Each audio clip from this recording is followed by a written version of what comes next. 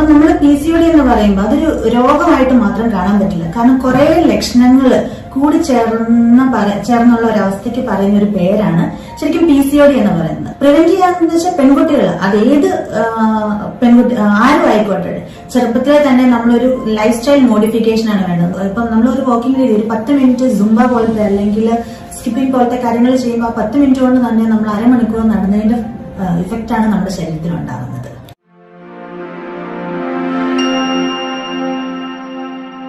Hello everyone, I'm Dr. Manoj Johnson. I am Dr. Marian George. ഇന്ന് നമ്മൾ discuss ചെയ്യാൻ പോകുന്ന ഒരു കാര്യം എന്ന് വെച്ചാൽ ഇന്നത്തെ കൺസൾട്ടേഷനിൽ വന്നിരുന്ന ഒരു കേസായിരുന്നു. കണ്ടീഷൻ വളരെ സിമ്പിൾ ആണ്. മുഖത്തൊക്കെ ഹെയർ ഗ്രോത്ത് ഉണ്ടായിരുന്നു. ഒരു പെൺകുട്ടിയായിരുന്നു. മുഖത്ത് ഹെയർ ഗ്രോത്ത് ഉണ്ട്, മുടി കൊഴിച്ചിലുണ്ട്, മൂഡ് സ്വിങ്സ് ഉണ്ട്, വെയിറ്റ് വല്ലാതെ കൂടുന്നുണ്ട്, പല രീതിയിലുള്ള ശാരീരികമായിട്ടുള്ള മാറ്റങ്ങൾ, ചൂട്, തണുപ്പ്, ഇറിറ്റേഷൻസ്, അങ്ങനെ പലതും കാര്യങ്ങൾ വന്നിട്ടുണ്ടായിരുന്നു. അപ്പൊ അതിന്റെ ഭാഗമായി ടെസ്റ്റ് ചെയ്ത് നോക്കിയപ്പോൾ അവർക്ക് ടെസ്റ്റ് ചെയ്ത് കൊടുത്തതിന്റെ മെയിൻ ആയിട്ട് നമ്മളൊരു ഫൈനലൈസ് ചെയ്തത് PCOD എന്ന് പറയുന്ന ഒരു കണ്ടീഷനാണ്. അപ്പൊ PCOD എന്ന് പറയുന്ന ഒരു കണ്ടീഷന്റെ രീതികൾ, അതായത് അതൊരു രോഗമാണോ അല്ലെങ്കിൽ രോഗാവസ്ഥയാണോ അല്ലെങ്കിൽ ശാരീരികമായിട്ടുള്ള ഒരു അവസ്ഥയാണോ, എന്താണ് അതിന്റെ റിയൽ കാര്യങ്ങൾ, അപ്പോൾ അതിന് നമ്മൾ എന്തൊക്കെയാണ് ചെയ്യേണ്ടത്, ഏത് രീതിയിലാണ് അതിനെ പ്രിക്കോഷൻ ചെയ്യേണ്ടത്, ഇത് പൂർണ്ണമായിട്ട് നമുക്ക് മാറ്റിയെടുക്കാൻ പറ്റുമോ, അല്ലെങ്കിൽ ഇതിന് എന്തെങ്കിലും മെഡിക്കേഷൻസ് ആവശ്യമുണ്ടോ, മെഡിസിൻസ് അല്ലാതെ ലൈഫ് സ്റ്റൈൽ മോഡിഫിക്കേഷൻ സപ്ലിമെന്റ്സ് കൊണ്ട് മാത്രം ഇത് സാധിക്കുമോ, ഡയറ്ററി മോഡിഫിക്കേഷൻസ് ആവശ്യമുണ്ടോ എന്നുള്ള കാര്യങ്ങളാണ് നമ്മൾ ഇന്ന് ഡിസ്കസ് ചെയ്യുന്നത്. ഈ കാര്യത്തിൽ എക്സ്പെർട്ട് ആയിട്ടുള്ള ഡോക്ടർ മരിയൻ ജോർജിനെയാണ് ഞാനിത് ഇൻവൈറ്റ് ചെയ്യുന്നത്. ഈ കാര്യം ഓഡിയൻസിലേക്ക്, ഇത് കാണുന്ന പ്രേക്ഷകർക്ക് ക്ലിയർ ആയിട്ട് മനസ്സിലാകാൻ വേണ്ടിയിട്ടാണ് ഈ ഒരു ടോപ്പിക്ക് ഡോക്ടറിനോട് ചോദിച്ച് മനസ്സിലാക്കാനായിട്ട് നമ്മൾ ഈ വീഡിയോ ചെയ്യുന്നത്. അപ്പൊ ഡോക്ടർ, എന്താണ് ഈ PCOD? അതിനെ നമ്മൾ എങ്ങനെയാണ് അതിനെ മനസ്സിലാക്കുന്നത്? എന്തൊക്കെ സിംറ്റംസ് ആണ്, അല്ലെങ്കിൽ എങ്ങനെയാണ് അതിനെ മാനേജ് ചെയ്യുന്നത്? നമ്മൾ പെൺകുട്ടികൾ ഒരു പ്രായം, അതായത് പ്രത്യേകിച്ച് കൗമാര പ്രായത്തില് ചില സമയമാകുമ്പോഴത്തേനും അവർക്ക് പല രീതിയിലുള്ള ബുദ്ധിമുട്ടുകൾ കാണിക്കാൻ തുടങ്ങും. ഒന്നെങ്കിൽ മുടി കൊഴിച്ചിലായിരിക്കാം, ചിലർക്ക് പീരീഡ്സ് അമിതമായിട്ടുള്ള ബ്ലീഡിംഗ് ആയിരിക്കാം, ചിലർക്ക് മാസങ്ങളോളം പീരീഡ്സ് ഇല്ലാതിരിക്കാം, ചിലർക്ക് കഴുത്തിന് ചുറ്റും കറുത്ത നിറം വരിക, പിമ്പിൾസിന്റെ ഒക്കെ പ്രശ്നം കൂടുക, മൊത്തത്തിൽ മൂഡ് ഫ്ലക്ച്വേഷൻസ്, അരിശം, ഇറിറ്റേഷൻസ്, നമ്മളല്ലാതെ ആകുന്ന ഒരു അവസ്ഥ. ചിലരെ സംബന്ധിച്ച് വെയിറ്റ്, അതായത് നമ്മുടെ ശരീരപ്രകൃതി നമ്മൾ ഉദ്ദേശിക്കുന്ന രീതിയിൽ നിൽക്കത്തില്ല.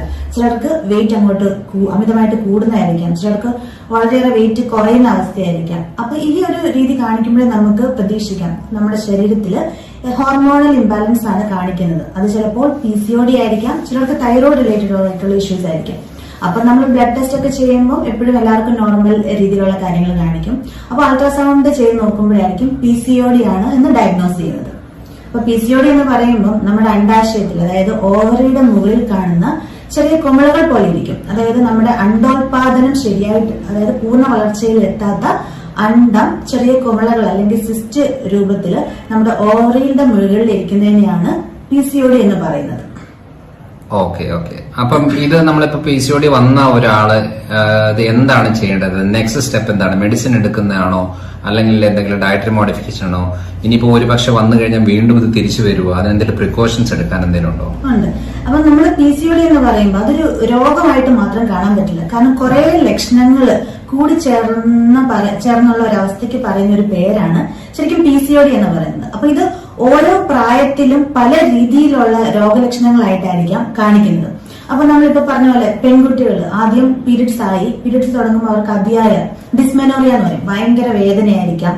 അപ്പം കുറച്ച് നാൾ കഴിയുമ്പോഴത്തേനും പീരീഡ്സിൽ ഇറഗുലാരിറ്റി തുടങ്ങും. ചിലർക്ക് ഒരു മാസത്തിൽ 2 പ്രാവശ്യം ബ്ലീഡിങ് കാണിക്കാം, ചിലർക്ക് പീരീഡ്സ് തുടങ്ങിക്കഴിഞ്ഞാൽ ഭയങ്കര ബ്ലീഡിംഗ് ആയിരിക്കും, ചിലർക്ക് സ്പോട്ടിംഗ് ആയിരിക്കും, ചെറിയ 1-2 തുള്ളികളായിട്ട് പാടെ കാണിക്കും. കുറച്ച് കഴിയുമ്പോൾ കുറച്ച് ദിവസത്തേക്ക് നീണ്ട ബ്ലീഡിംഗ് ആയിരിക്കും, ചിലർക്ക് 1-2-3 മാസത്തേക്ക് പീരീഡ്സ് ഇല്ലാതിരിക്കും. അങ്ങനെ ഉള്ള ബുദ്ധിമുട്ടുകൾ കാണിക്കും. ചിലർക്ക് താടിയിലും മുഖത്തുമൊക്കെ അമിതമായിട്ടുള്ള രോമവളർച്ച കാണിക്കാൻ തുടങ്ങും. അങ്ങനെ പല രീതിയിലാണ് ഈ ബുദ്ധിമുട്ടുകൾ കാണിക്കുന്നത്. പക്ഷെ ഓരോ ഏജിനും, അപ്പൊ നമ്മള് സാധാരണ എന്താ PCOD കാണിക്കും, അപ്പൊ എല്ലാരും പറയും ഓക്കെ, അല്ലെങ്കിൽ കുറച്ച് ഫുഡിലൊക്കെ ഒന്ന് ശ്രദ്ധിച്ചാൽ മതി, അല്ലെങ്കിൽ എക്സസൈസ് ചെയ്താൽ മതി, ഓക്കെ ആവും. അപ്പൊ കുറച്ച് നാളൊക്കെ നമ്മൾ ശ്രദ്ധിക്കും.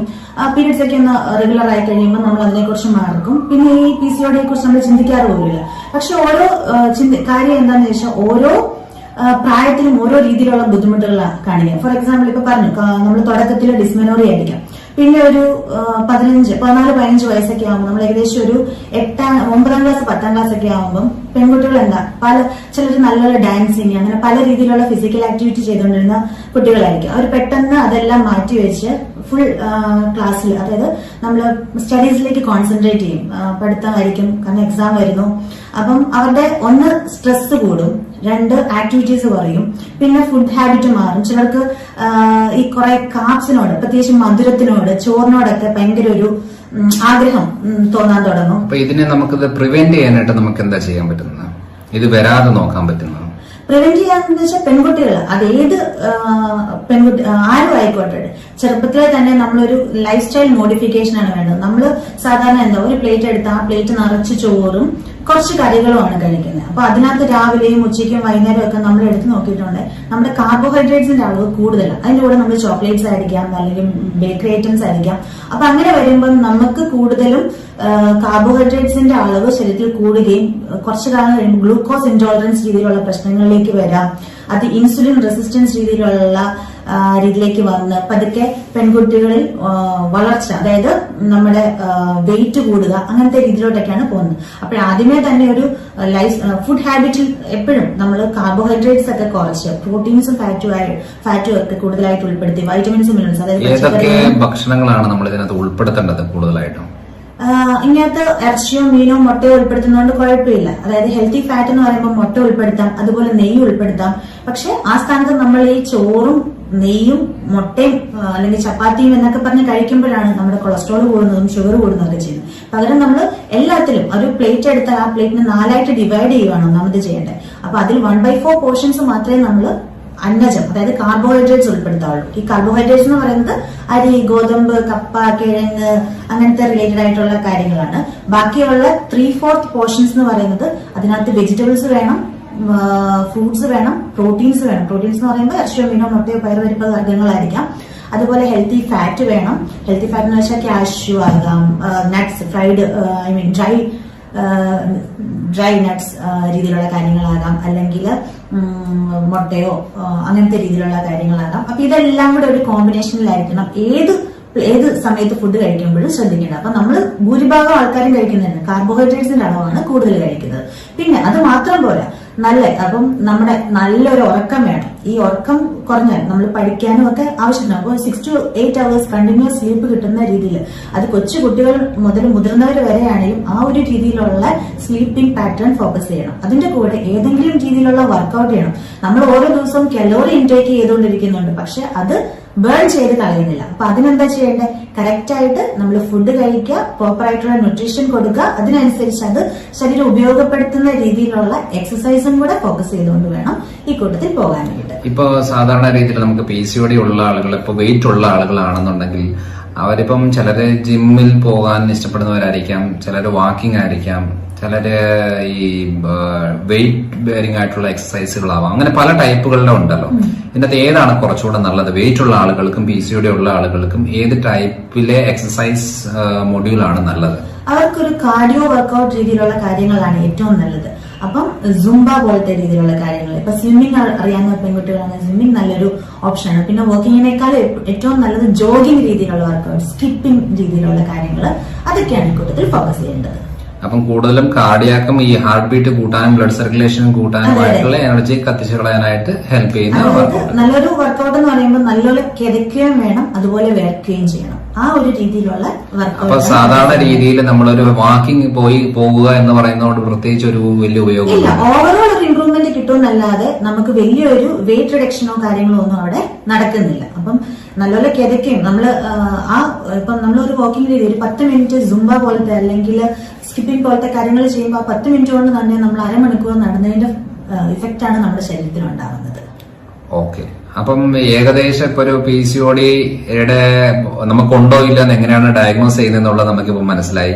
ഒരുപക്ഷെ നമുക്കത് ഉണ്ട് എന്നുണ്ടെന്നുണ്ടെങ്കിൽ ഏത് രീതിയിലാണ് അതിനെ ഹാൻഡിൽ ചെയ്യേണ്ടത്, ലൈഫ് സ്റ്റൈൽ മോഡിഫിക്കേഷൻ എങ്ങനെയാണ് ചെയ്യേണ്ടത്, ഫുഡ് ഹാബിറ്റ്സിൽ എന്തൊക്കെയാണ് ചേഞ്ചസ് വരുത്തേണ്ടത്, ഏത് ടൈപ്പിന്റെ എക്സസൈസ് ആണ് നമുക്ക് ഇൻക്ലൂഡ് ചെയ്യേണ്ടത്, എങ്ങനെയൊക്കെ ചെയ്താലാണ് നമുക്ക് ബെനിഫിറ്റ് കിട്ടുന്നത് എന്നുള്ളതെല്ലാം ക്ലിയർ ആയിട്ട് ഡോക്ടർ പറഞ്ഞു തന്നിട്ടുണ്ട്. അപ്പോൾ ഈ PCOD ആയിട്ട് ബന്ധപ്പെട്ട കാര്യങ്ങൾ, അതായത് പെൺകുട്ടികൾ അല്ലെന്നുണ്ടെങ്കിൽ സ്ത്രീകള് ഇതുമായിട്ട് ബന്ധപ്പെട്ട് നമ്മുടെ കുടുംബത്തിൽ ആർക്കെങ്കിലും ഇങ്ങനത്തെ സിംറ്റംസ് ഉണ്ടോ, മകൾക്കുണ്ടോ അല്ലെങ്കിൽ അമ്മയ്ക്കുണ്ടോ അല്ലെങ്കിൽ വൈഫിനുണ്ടോ എന്നുള്ളതൊന്ന് അനലൈസ് ചെയ്തിട്ട് ഒരുപക്ഷെ അങ്ങനെയാണെന്നുണ്ടെങ്കിൽ ആദ്യം ചെയ്യേണ്ടത് അൾട്രാസൗണ്ട് സ്കാനിങ് അബ്ഡോമിനൽ പെൽവിസ് ആണ്. അത് ചെയ്ത് നോക്കുമ്പോഴേ നമുക്ക് ഏകദേശം ഒരു ക്ലാരിറ്റി കിട്ടും.